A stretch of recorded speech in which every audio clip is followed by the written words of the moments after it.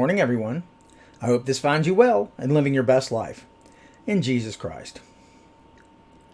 The other morning, I was struck by a thought. I have these thoughts often, these little random things. When I was young, I used to call them head hurricanes. Everyone else, of course, calls them brainstorms. But I was struck the other day by the phrase paying attention. Like most of us, I use those words often without really thinking about their deeper meaning. What struck me was the idea of time being currency, like money. Like money, we have choices every day as to what we're willing to spend this currency on. And what value do we receive from our currency? We don't have an unlimited supply. Our Lord himself reminds us in James 4:14 that he says, why you do not even know what will happen tomorrow? What is your life? You're a mist that appears for a little while and then vanishes. I fear that many of us are spending the valuable currency of our time here on earth in wasted things, which really have no value, either here or in the kingdom to come. What brought this to my attention was a conversation I had with Landry the other day. I was working on writing something or other for the church when he came in and asked me to stop so I could watch him play a game. Not being a professional writer, I have to really concentrate when I write, and I seem to lose my train of thought easily sometimes. So disturbances are often particularly difficult for me to deal with. I was right in the middle of a thought when Landry made his request. I stopped long enough to tell him I would do that in a while. When he piped up with an exasperated "Pop, I'm more important than your work. You need to spend time with me." He was right, from the mouths of babes, I guess. But his statement was, in a way, kind of an intervention because his words cut me deeply. Beyond what he was observing about my obsession with perfection, and it is an obsession sometimes, he was really saying this: "Pop, do you realize you're with me and I'm actually in the room? Do you realize that I love what little time I have with you and I think you're awesome? Seriously, pay attention, Pop. Is that other stuff really more important than me right now?" Look, I know I have stuff that needs to be done and I must discipline myself in order to get it done.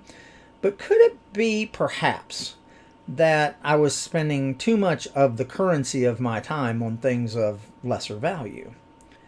I suppose there's no more glaring evidence of our poor use of time than in our seeming obsession with those little devices we keep with us every day, the ubiquitous cell phone. It seems to me that everywhere you go these days, people are gazing at a very small world. Sure, it's a portal to endless information and people we need to keep in touch with, but is this really what we were made for? I mean, isn't this world in a box lacking something? Of course it is. It reminded me that I was driving the other day and listening to a debate about how texting, phoning, and social media have robbed us of the ability to actually relate to people in our immediate presence. It's becoming a serious problem, and psychologists are very concerned about it. The thing is, the attention we give to one another is a medium of exchange for healthy relationships. And the reality is that I'm very often giving attention to the inanimate objects in my life, like my computer or my cell phone, while exchanging that for time with the people I love. I think that's something I need to change.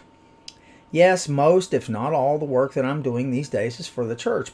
But does that mean I have to ignore the needs of my loved ones in order to do so? Well, of course not. And what of the time I'm spending with the Lord? Have I shortchanged him because I'm so busy with other matters? I don't think so, but I pray not. That would be really foolish and short-sighted. Ephesians 5:15 and 16 tells us, "Be very careful then how you live, not as unwise but as wise, making the most of every opportunity because the days are evil." I think it's possible that I, like many people, have been falling into the trap of spending my currency of time in the wrong places and for the wrong things. Yeah, we all have work to do, and we have to make a living. We have to keep up with our commitments, and let's face it, we have to deal with the stuff of life. But we need to remember that our bank account of time is finite. And in the end, we need to spend our currency on the eternal and not the temporary. We need to make the most of every opportunity. We need to spend our time in prayer and study and service to our gracious Lord, as well as those we love as much as we can, while still fulfilling our commitments here on earth. I think it's wise that we examine what we are spending our time on.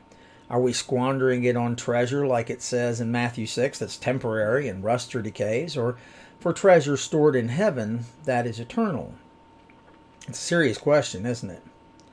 So anyway, today I urge you, like me, to examine your usage of your God-given time and try as much as you can to get, as Dad would used to say, the most bang for your buck for your time.